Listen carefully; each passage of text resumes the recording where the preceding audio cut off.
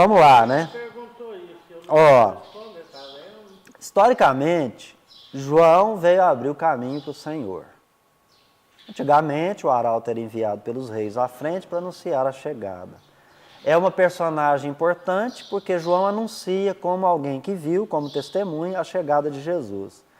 A gente já leu que luz é uma expressão simbólica e ela vai estar dominando todo esse evangelho, por isso que a gente pediu para ser lido, né?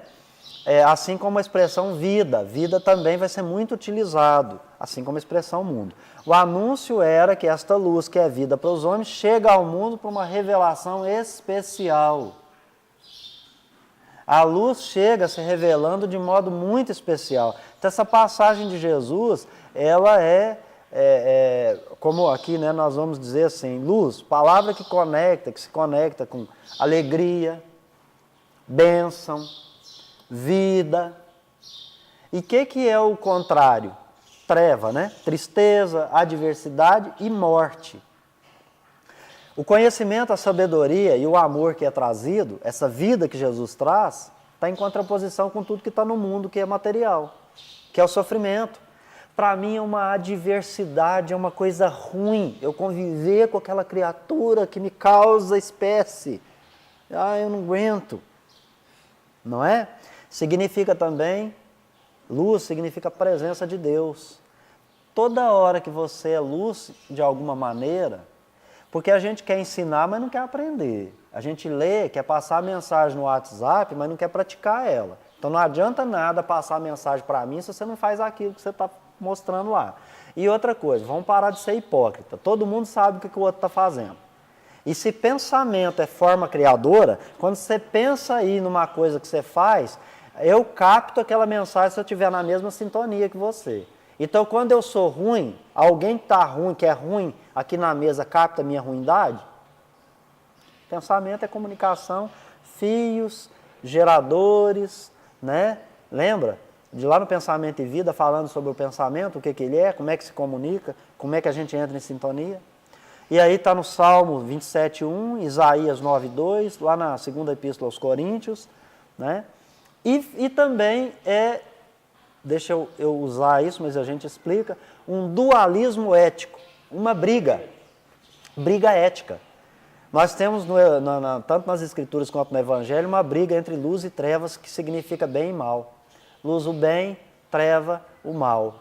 Mão direita, mão esquerda. Não saiba sua mão esquerda o que dá a direita. Amor e justiça. Porque nem todo mundo, né, pode receber. Às vezes a gente vai ter que fazer o amor, mesmo com aquele que não pode receber. Mas a gente vai fazer o amor. Então, já que eu vou ter esse julgamento da mão esquerda, então eu escondo e faço aqui, não conto para ela o que eu estou fazendo. Então eu vou ter esse dualismo. Dualismo é dualidade, duas coisas. Então de um lado luz, do outro lado treva, do outro lado bem, do outro lado mal. E vai ter essa briga o tempo inteiro. E no judaísmo eles falam sobre uma guerra dos filhos da luz. O que é filho da luz? Benor, que chama em hebraico. Filho da luz é iluminado, o iluminado. E filho da treva, é o trevoso, né? E isso está lá, perdão, nos papiros do Mar Morto, né? Essa expressão significa, a gente já falou aqui, né? Que a santidade de Deus habita uma luz inacessível, a que homem algum jamais viu nem é capaz de ver. Aí tem gente que fala assim, não tem reencarnação não. Olha lá, homem nunca viu Deus, não vai ver Deus, e aqui está falando, nem é capaz de ver. É lógico, o corpo vai morrer, o espírito é que é eterno. Agora, a gente leu isso pelos teólogos não espíritas que falaram isso para nós aqui, nessas traduções aí. Falando de mundo, de luz, não é? E nós temos então, o mundo é a terra, palavras usadas sem distinção, para significar o universo criado e a terra frutífera habitada. O Salmo 24.1 diz o seguinte, ao Senhor pertence a terra e tudo que na terra contém, o mundo e os que neles habitam. Quem que é o Senhor nesse Salmo aqui? Pode significar para nós Jesus, também pode significar Deus, né? E pode traduzir toda a natureza criada. Se a gente pensar no universo, aí pertence a Deus. Se a gente pensar na terra, a Jesus. Ao Senhor pertence a terra e tudo que nela se contém, porque Ele é o governador, né? Pode também significar um caráter transitório das riquezas, mas vocês já leram aí, estou só repetindo, tá? Prazer da vida. E aqui Mateus fala assim, né? Pois que aproveitará o homem se ganhar o mundo inteiro e perder sua alma? Porque o que nós estamos aqui para recuperar? Recuperar a nossa alma. Mas eu não perdi minha alma, é burilamento, aprendizado, limpeza de caráter, sabe? Limpeza de coração. A luz chega no lugar em que foi instrumento para que esse lugar existisse. A luz é Jesus, chega na terra porque o mundo, a terra foi feita por meio dele. Então, Jesus permitiu através dos seus trabalhadores que a terra existiu. O mundo, a humanidade não reconhece. Então a gente está pensando aqui que já conhecia Jesus. Seus habitantes já estiveram diante de Jesus. No mundo haviam que eram os seus. Quem que são os seus? Jesus chega como judeu no povo de Israel. Então, teoricamente, os israelitas deviam conhecê-los. Isso está escrito aqui no Caminho da Luz, falando dos hebreus, do povo hebreu, dos israelitas, que tinham aí uma missão, que eles dão uma fugida grande da missão. Em vez de interiorizar o Evangelho, eles exteriorizaram o Evangelho. Interpreta-se, né, que haviam os que não reconheceriam Jesus porque não eram seu próprio povo, mas aqueles que criam, né, que creram no seu nome, ganharam o poder de se tornar filhos de Deus. Né?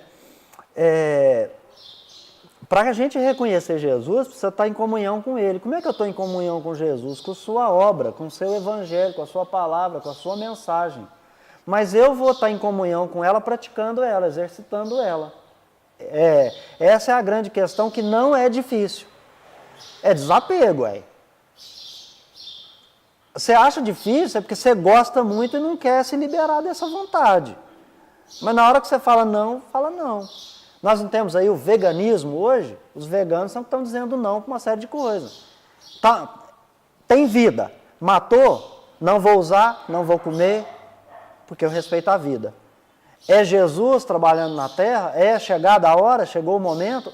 Nós estamos num processo de transição. E quem não está fazendo isso? Não, mas você está no caminho? Você já começou a dizer não para certas coisas? Agora, não adianta eu dizer não para comida se eu não consigo dizer não para receber um irmão e poder oferecer algo para ele. Então tem muita coisa até a gente chegar nesse ponto da comida, da bebida, de desmaterializar disso, se eu não desmaterializo da maledicência, da minha ira, da minha maldade, da arrogância, hipocrisia, orgulho, inveja. Isso é pior do que Pior do que você comer carne? Pior, porque nós temos os irmãos inferiores que há milênios nós vimos nos alimentando deles. Então também a gente chegar aqui nessa encarnação, porque tem muito que é canibal, que come a carne humana. Então, você imagina, parou de comer carne humana para comer carne do animal. Então nós praticamos a antropofagia, que é comer carne humana, até um dia desse.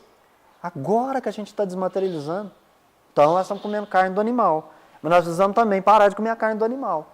Só que nesse período aí, nós temos que perder a inveja, o orgulho, a prepotência, a arrogância. Sabe, tem que reconhecer que o problema está em nós e não no outro. O problema não está no outro, eu não vim para mudar o outro, eu vim para mudar a mim. O outro... Norma. Do arqueiro, né? Do argueiro e a trave. É isso aí. Mas eu vim com o compromisso de mudar a mim. O outro é instrumento. Por quê? Porque nós vemos como enigmas no espelho. Eu vejo o outro, não gosto do outro, não quero o outro, porque o outro tem que saber, mas porque eu não mudei a mim. Eu pus uma máscara e estou acreditando que é. Só que quando eu enxergo o outro, me faz raiva, porque eu tremo nas bases, não é? Por quê? Porque eu vi no outro aquilo que eu sou. Mas também quando eu amo muito o outro, é porque há alguma característica boa que eu já tenho dentro de mim, eu já percebi nele. E aí eu tenho que trabalhar aquilo. Mas, nossa, esse também chegou para mostrar que você também tem coisa boa.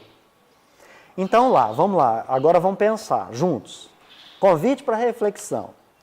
Como é que nós nos tornamos filhos de Deus? Gente, aqui não tem resposta não, viu? Aqui é nós que vamos, tá certo? Nós vamos refletir. Como é que nós nos tornamos filhos de Deus? Qual o poder que Jesus deu para aqueles que creem se tornar filho de Deus? Creem na sua palavra de se tornar filhos de Deus. Se Jesus é a luz para o mundo, que tipo de luz é essa? O que significa andar em trevas pelo planeta Terra? Eu não querer enxergar. O que olha para o argueiro no olho do outro e não para a sua trave? É isso aí. Por quê? Porque se eu tenho uma trave, eu vivo na escuridão, né? Porque eu só consigo ver a luz quando eu tiro a trave. Aí eu vejo a luz. Então eu ando em treva, eu ando na maldade, eu ando desrespeitando, não é? Eu ando no egoísmo. Mas aquele que crê na palavra, que crê nele, que crê nas suas obras, qual é o poder que ele deu? É um poder mágico? Faz assim, aparece qualquer coisa? Não, ele te deu o poder de você consertar suas próprias imperfeições. Isso que ele falou. Ele falou, tá vendo como é que eu faço? Faz do jeito que eu faço, que você tem o poder de ser luz e fazer mais do que eu. Brilha a vossa luz. Faz brilhar a sua luz. Eu tenho luz, mas você também. Ó como é que eu estou fazendo. Então, o poder que você tem de fazer o mesmo que eu faço, fazer brilhar a sua luz e fazer mais do que eu. É isso. Que luz que é essa? A gente falou no início. É guia, modelo, sabedoria, conhecimento. Vai para o Evangelho, vai ler, sem preconceito, porque a gente leva para o Evangelho o preconceito, a gente já foi para o Evangelho errado, a gente levou o argueiro. Aí seguindo aí, dentro desses versículos, tem as expressões, né, que nós vamos estudar, e tem a expressão seus. Então, humanidade inteira, o povo escolhido, e o mundo expressando coisas materiais, a gente já ouviu aqui, né?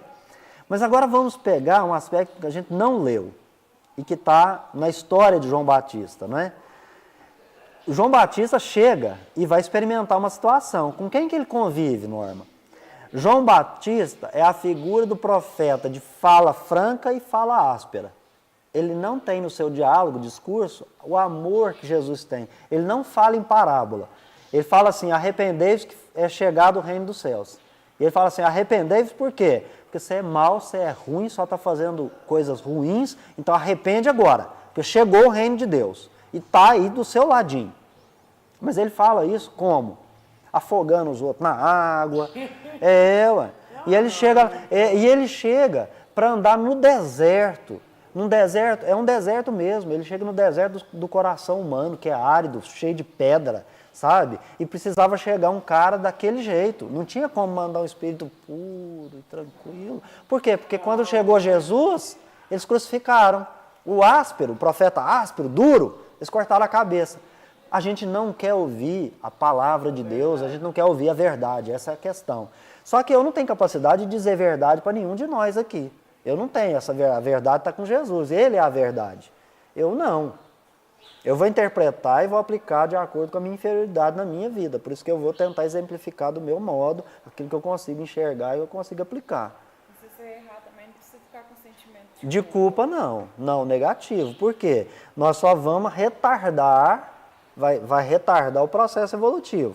Porque cada vez que eu erro, eu preciso lembrar do livro Céu e Inferno, lá no capítulo onde chama-se Código Penal da Vida Futura. Kardec escreve por entrevista aos espíritos dizendo, cada imperfeição traz em si o processo de correção, o seu remédio. Então, para cada imperfeição tem uma dor. Para cada vez que eu erro, eu vou reparar. Não tem como. Então, eu retardo o processo evolutivo. A ideia é não errar. Mas eu vou ter que errar, porque eu preciso experimentar. Como é que eu vou conhecer sem experimentar? Não é? Então, agora, se eu repetir o erro, aí não, aí eu já estou, entendeu? Aí realmente eu estou gostando da coisa material, que é aquilo, eu estou gostando do mundo, quero ficar no mundo. E Jesus permite, Deus permite ficarmos no mundo quanto tempo quiser. Só que vai ter um momento que esse mundo precisa evoluir. Você gosta dessas coisas? Tem um outro lugar aqui que tem essas mesmas coisas que você gosta, vai para lá. Porque esse aqui precisa evoluir, os mundos evoluem. Porque senão seria injusto com quem quer evoluir. Eu quero experimentar a felicidade, mundo ditoso. Então eu vou ficar com os mesmos caras que mata, que rouba, que estupra, que faz mal, que fala mal dos outros, que viola a consciência alheia, que frauda as escrituras, que transmite uma mensagem que não está escrito, que quer ser seguido e não que siga-se Jesus como modelo e guia. João Batista é essa figura que nós somos, né, gente? Nós somos, não o profeta, nós somos essa figura rude, não é? E Salomé, que era a filha da mulher, né, de Herodes, e Herodes apaixonado, né, naquela figura de futilidade, né? Dançando, pouca roupa, sensualidade. Ela é o mundo material, a futilidade do mundo. Salomé representa isso. Herodes e a mulher representam o quê? O convencionalismo político, porque mesmo todos sabendo que ali era um povo fútil, que era um povo desagradável, que era um povo mau, que era um povo ruim de se viver, mas eram os representantes, né, da monarquia. Então tem que ter convenção, né? Tem que ir lá, baixar e tal, e levar presente, não é? Então, a circunstância ali, nesse particular onde chega o João Batista, é ele sendo o arauto da verdade, mas a verdade vem depois. E ele está em aperfeiçoamento, porque até então ele é a reencarnação de Elias, né? E ele já vem, então ele não pode matar, ele não pode colocar a verdade goela abaixo, e para ele está difícil aquilo. Tanto que em dado momento ele se sente meio que enganado, né? Ele fala assim, então Jesus, é você mesmo, Messias, eles são primos, cresceram juntos. O livro Boa Nova mostra no capítulo 2 o encontro de João Batista com Jesus quando criança e eles ali fazendo, né, o programa, né? Desde eles convivendo juntos, João não reconheceu nele na hora que ele era o Messias, né? E aí tem algumas lições, né, que a gente vai também buscar lá nesse livro, que é, para quem está se aperfeiçoando, que foi o que você mencionou mais cedo, a verdade, ela machuca, magoa e faz você se sacrificar. Por quê? Porque você queria que o outro fosse um espírito puro do seu lado. Mas imagina, você vai casar, você quer alma gêmea, não é? Pessoa que pensa, que é boa, que é um espírito puro, né? Mas você imagina um espírito puro convivendo com você, com todos os seus defeitos? Não é melhor deixar o espírito puro continuar na sua evolução, não é? Você imagina. Então, a verdade, quando ela chega para nós, imagina, pessoal, quando a gente conheceu o Espiritismo, a gente começou a ler, a gente queria falar para todo mundo como é que é, né? Porque a gente queria que todo mundo fizesse. Mas na hora que precisou de você ir para a tarefa, que chega aquela pessoa que não contribui com a tarefa, não dá o dinheiro, não dá o produto para fazer a comida, não lava um prato, não ajuda em nada e reclama para burro. Pior, o que está recebendo a sopa ou o bem que você está ali querendo fazer, ele chega e te cospe na sua cara e fala que o que você fez não está bom. O que você está aprendendo com aquilo? O que você pensa daquela pessoa? Como é que você reage? Aquela hora é de você apropriar dessa verdade de Jesus que sofreu tudo isso por nós, lei da ação e da reação. Tô fazendo, tá achando ruim. Certo? E Jesus fez o que? Ele reclamou? Mas a verdade dilacera, e no corpo de Jesus dilacerou mesmo. Todas as chicotadas que ele recebeu era com um objeto que chamava cilício, que tinha 2 pregos na ponta, na onde bate o chicote arrancava 2 pedaços. E leva a sacrifícios extremos. Quando você percebe a figura de Jesus, é um sacrifício extremo. Uma segunda lição, né? Quando a verdade chega, quando o conhecimento chega, o que acontece com a gente? Antes de saber, a gente sofre. Porque a sabedoria vai chegar mesmo quando essa dor se transformar em virtude na nossa vida. E o que nós temos de conflito, que é o que a Inês falou? Os preconceitos, os hábitos, tudo que está dentro de nós, ele aparece, se materializa com uma criatura na nossa frente e eu tenho obrigação de conviver com aquilo. E eu não quero, cara. É ruim. E aí eu vou para dentro de mim mesmo e arranco das profundezas do meu ser, aquela raiz profunda de tudo que era ruim. E aí então o reino de Deus surge. Aí eu tirei o argueiro, aí comecei a enxergar. E aí, o que sentiu Paulo às portas de Damasco quando ele chegou com a mãozinha suja? Julgamento de Cristo? Falou, por que você me persegue, Paulo? E ele sentiu um amor, sentiu um amplexo, um abraço, sabe? Ele sentiu amor, ele não sentiu, naquele momento, julgamento. E ele fala, então eu estou errado, sou eu que estou errado. Está todo mundo certo e eu estou errado. O que você acha que ele sentiu? Ele não se sentiu julgado. A consciência dele julgou ele. Ele se sentiu amado. E ele falou, eu preciso falar desse amor para os outros. Eu preciso mostrar como é que esse Jesus ama. E eu preciso amar como Jesus amou. Por isso que em dado momento ele vai falar. Não sou eu mais quem vivo, é o Cristo que vive em mim. Quando eu arranco das profundezas todo o mal que eu tenho, transformo dor em sabedoria, aprendi a lição, a verdade que dilacerava e magoava agora se transformou em amor, aí eu estou com Jesus, estou aqui, ó, Chico, estava com Jesus. Quando ele aprendeu, mas como Chico sofreu. E ele não fala nas suas obras que é espírito puro. Ele fala que era um sofredor, que era como se fosse um animal que precisava deixar os espíritos o guiar para que ele pudesse chegar a algum lugar. Que a encarnação dele foi desapropriada e os sonhos que ele tinha de amor, ele precisou deixar de lado para que a tarefa fosse cumprida da psicografia e de tudo que ele viveu e de tudo que ele sofreu. Mas quando ele chega num determinado patamar, ele já arrancou tudo de ruim. Ele deu salto na sua evolução.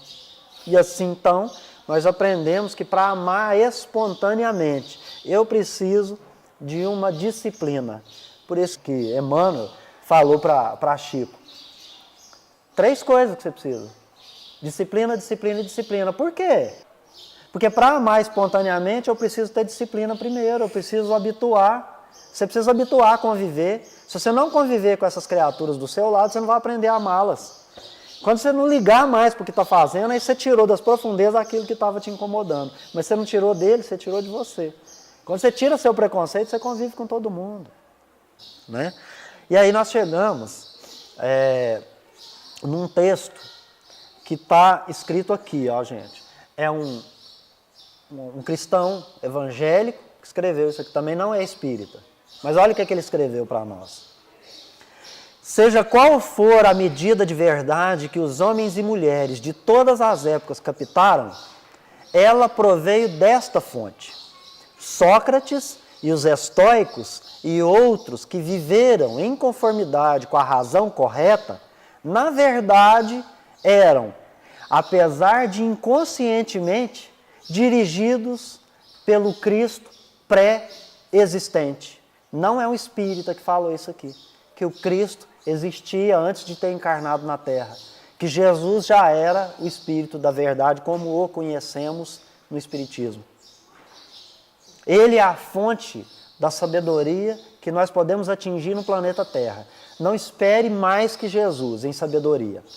Quando a gente chegar no patamar de Jesus, aí nós seremos alçados para outras situações em que aí nós aprenderemos mais, porque o conhecimento ele é inesgotável, inextinguível, porque Deus, o Criador, é a suprema sabedoria. Nós seremos sempre relativos. Sempre vai haver espaço aí, né, para a gente aprender. E ele diz mais, né? Ele vai falar do tipo de iluminação. E aí vamos pensar, porque ele está comentando o Evangelho de João, ele diz assim, esse mesmo cristão. A iluminação que o evangelista tem em mente é principalmente espiritual. A sabedoria que ele está falando é a sabedoria do espírito e não da carne. A sabedoria que dissipa as trevas do pecado e da descrença. Mas a descrença não é na descrença na palavra, porque não adianta nada eu acreditar na palavra e agir do mesmo jeito. Nós estávamos fazendo coleta na rua e eu estava divulgando um evento espírita e a criatura que nos recebeu, ela vira e fala assim, eu sou de outra religião. Eu falei, tudo bem, eu posso deixar um panfleto com você? Não, mas eu sou de outra religião. Eu falei, o senhor pode ser de que religião for, eu sou de Cristo. Eu quero conviver bem com o Senhor, me desculpe, me perdoa por estar aqui. Mas a gente ainda é recebido nas coletas por essas pessoas que,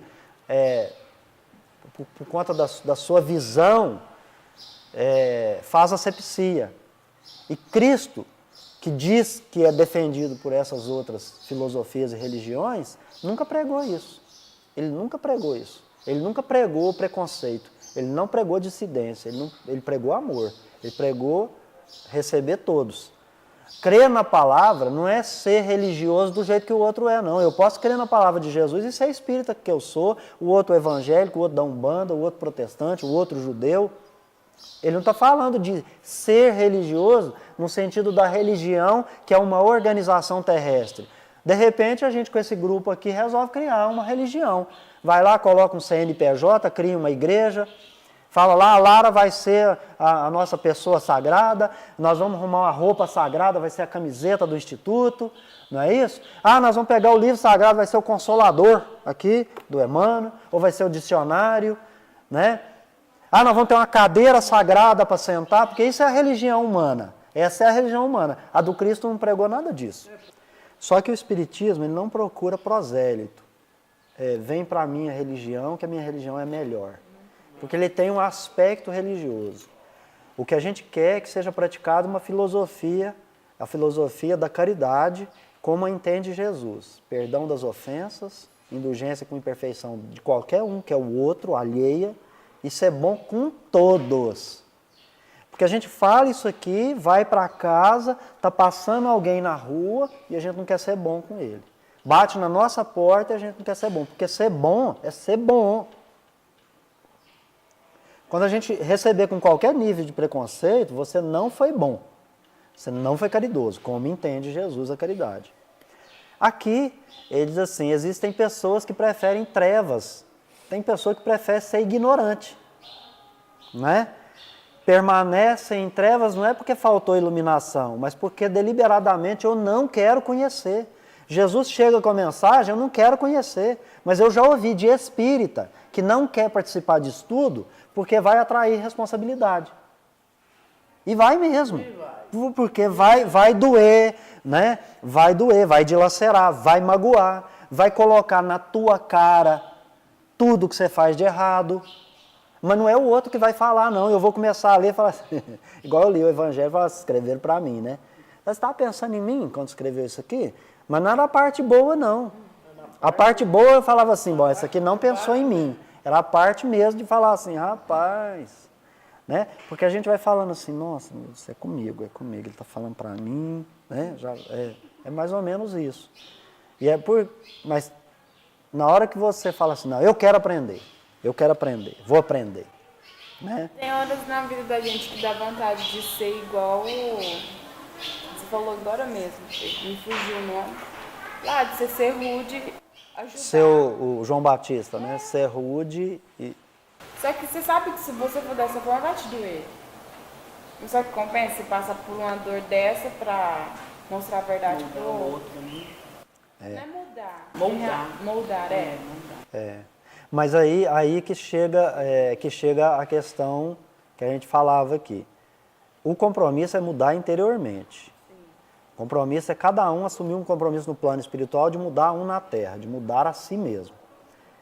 E com essa premissa, né, com esse compromisso lá, eu venho para a terra experimentando todos os meus iguais, para eu ver no outro que eu preciso mudar em mim.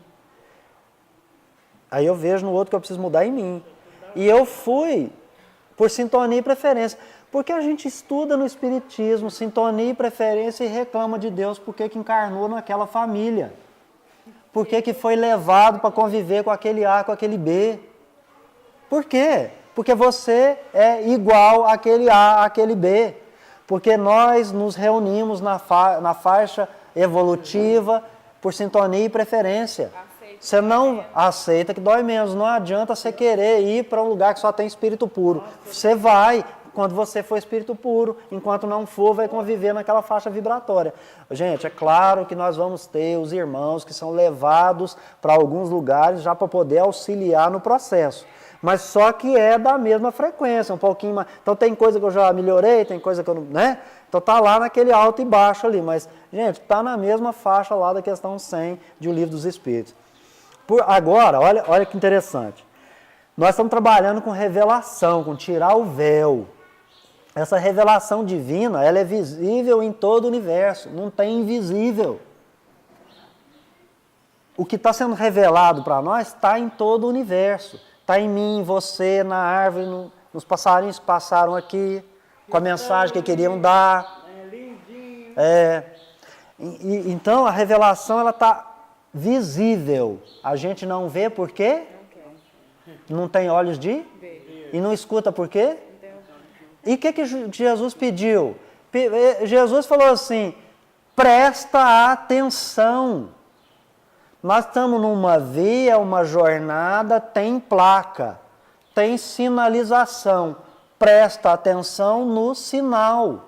Eu só vou prestar atenção se eu estiver vendo. Eu estou dirigindo, se eu estiver cansadão, eu durmo. Vou capotar o carro, vou bater numa árvore. Mas se eu estiver indo e achar uma coisa muito linda no caminho, eu paro e vou lá. Eu quero ficar aqui. Eu não quero sair daqui nunca mais. Qual que é o objetivo dessa viagem aqui? Então eu estou mirando naquele objetivo lá, então eu tenho que atingir esse objetivo. E eu tenho um roteiro, está lá no Sermão do Monte. Eu tenho as parábolas de Jesus falando como é que eu vou agir, não é? Por exemplo, eu tenho lá o filho pródigo, a dracma perdida e a ovelha perdida, para lidar com as pessoas que chegam e não vão fazer aquilo que eu quero, porque uns vão se perder. E como é que o pastor fez? Como é que o pai fez? Como é que a mulher fez? É a mesma história. Como é que eu vou agir com o outro? Como é que eu vou incluir o outro na minha vida? Mas muitos preferem não conhecer e não receber. E é por isso que muitos querem ficar lá no templo, fazendo ainda todos os rituais de aspecto exterior, do que mudar, do que me incluir como espírita na vida dele. Respeitar que eu sou espírita. E eu, como espírita, respeitar que o outro é de outra concepção filosófica ou evangélica ou religiosa. Nós estamos no momento de espalhar a paz e o bem, e não de religião. Não é hora disso. A mensagem do Evangelho ela vem para essa finalidade, né? Parece que quando você vai para estudar com os outros, tem outra criação, tem um outro universo, tem um outro Deus. Deus é um, tem uma só criação, tem um só Criador, temos várias criaturas que estão em níveis evolutivos diferentes. E aí nós vamos aprender a conviver com os diferentes, né? E o Evangelho de João, só para resumir, ele fala, o mundo é de Deus, criado através do Verbo que é Jesus. Não tem dualismo, não existe um princípio independente, princípio mesmo, não há um princípio independente da criação. Significa que todos os princípios inteligentes são criados por Deus. Mas tem gente que cria um demônio, e que cria um diabo, e que dá um poder de Deus para o diabo. Então seria um princípio diferente da criação. Parece que tem duas criações. Não tem. Não tem. Então quem que é esse diabo, meu Deus do céu? Esse princípio do mal, que não tem? A criação, quando se torna má, é porque ela recusa aceitar a verdade, a revelação de Deus, o caminho oferecido. Fica ruim, fica mal, é rebelde. Acaba ficando um pouco complexo, né? Fica demais. Porque a criatura veio da verdade. A criatura veio da verdade, mas ela tem a verdade latente. Então a verdade, ela pulsa, porque ela está na consciência. Então todo mundo que faz o errado sabe que está errado. Quando nós falamos da imperfeição, a imperfeição fala assim, fez errado, fez errado, fez errado, fez errado. Só que tem gente que tem prazer em fazer o errado, até ter o tédio. Porque vai fazer tanto errado que uma hora vai se entediar. E aí vai querer mudar. Por isso que nós temos na Bíblia, nos Evangelhos, 8 e 80. Quem muda, muda radicalmente. Todo mauzão vira bom, mas vira bom para falar de Jesus e ver Jesus. A gente fica lá no meio do caminho. A gente está em cima do muro. Ele nem vai para lá, nem vai para cá. Nós somos mornos. Porque ou é quente ou é frio. O gelado está com o coração gelado, frio. O quente está junto com Deus. Mas tem nós que somos os mornos. Que a gente sai daqui sempre, mas, se, porém, vamos interpretar. E nós, que eu estou dizendo, não é os espíritas, não. Nós, em todas as religiões, a gente dá sempre um jeitinho brasileiro, né? E a gente está vendo o resultado do jeitinho brasileiro na vida prática da gente. Vamos parar de dar jeitinho. Vamos parar de dar jeitinho para o espírito. O que é bom para o espírito é ruim para a carne, o que é ruim para a carne é bom para o espírito, ponto. Vamos aprender isso, né? Aceita aqui. A criação, quando se torna má, é porque ela se recusa a ver a verdade, a ouvir a verdade. Mas pior, de responder positivamente para a proposta de Deus. Véio. A gente está no trabalho e a gente julga o outro. Mas por que eu estou ali? A gente vive julgando. Opa, o tempo inteiro. O tempo A inteiro. coisa mais horrorosa que a gente... Aí quando eu me pego julgando alguém, quem é você, dona Norma? Você vive metendo a mão pelos pés, por que os outros também não podem fazer a mesma coisa? Já que, né, você permanecer no erro, porque isso é calma, de permanecer no erro. Mas tem gente que quer permanecer na treva. Eu quero permanecer. Bom, vamos só para encerrar, vamos pensar naquela pergunta inicial. Qual que é a função de Jesus nesse processo? Eu não tenho a pretensão de responder gente, anunciar psicologicamente, eu falar assim, eu tenho uma revelação aqui, porque eu sou o cara, eu sou o Beto, viu? Eu estou estudando, então eu estou respondendo. Eu tenho uma proposta, eu tenho uma ideia, na minha inferioridade, do que eu penso, qual seria a função de Jesus nesse processo todo que a gente veio trabalhando aqui. Porque Jesus, como o verbo que vem, ele vem com uma proposta. Então, qual que é a função dele nesse processo todo? Da criação, de vir a luz, e ele ser o verbo, e ele ser a luz, ele dá essa vida para nós. Qual que é? Vamos resumir isso. Então, eu coloquei para vocês aqui o seguinte. Alguém quer arriscar? Quer arriscar diferente? Eu estou colocando lá, ó. Professor que chegou no jardim da infância. E mais do que um professor, ele veio para educar, porque ensinar todo mundo faz. A gente lê um livro, vem cá, pega o conceito, a palavra, né? Sai daqui, vai embora e continua fazendo as mesmas coisas erradas. Mas Jesus, não, Jesus educou. Ele falou e fez. Tanto que ele não escreveu. E a gente precisa escrever para ler de novo, para decorar, olha aqui, ó. Se tivesse na minha mente aprendido, não precisava estar escrito aqui, ler para vocês aqui. Ó. Salvar é no sentido de auxiliar a gente a acertar o alvo. Porque pecar é errar o alvo. Então Jesus veio educar, ele veio agir de modo que ele mostra para mim, para cada um de nós aqui, como que eu experimento acertar o alvo. Eu fiz assim, faz do meu jeito, que você fará as coisas que eu faço melhor do que eu faço.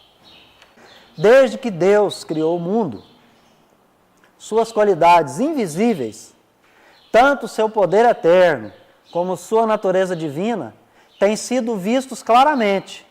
Os homens podem ver isto no que Deus tem feito. Olha que bacana. Bacana, né? Os homens podem ver isto no que Deus tem feito. As qualidades invisíveis de Deus, seu poder eterno, sua natureza divina, como é que a gente vê? Com ouvidos para ouvir, com olhos de ver. Ouvidos de ouvir, olhos de ver. O que a gente pôde interpretar desses versículos é isso. Eu queria encerrar com vocês fazendo uma leitura breve desse comentário bíblico aqui sobre os versículos que a gente leu hoje, né?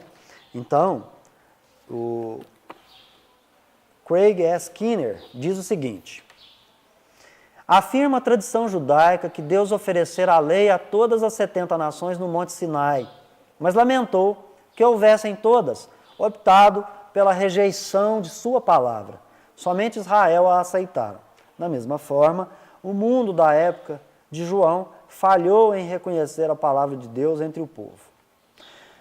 Pensando numa questão espiritual desse discurso aqui do tradutor, não está escrito isso aqui, eu estou falando numa interpretação espírita, usando a fé raciocinada, dando uma palavra espírita, se a gente puder assim a utilizar, que nós chegados aqui na Terra, chegamos em grupos, e nós viemos para encarnar em regiões, e os degredados receberam a palavra, e já havia então a lei divina sendo traduzida para nós, né, pelos arautos do próprio Cristo, pelo próprio Cristo, dizendo para nós qual teria que ser as nossas atitudes e atividades aqui na Terra para praticar a lei divina. Mas só uma delas aceitou, porque chegou aqui e começou a praticar, mas mesmo essa praticou externamente, que seriam os judeus, né, esse pessoal de Israel.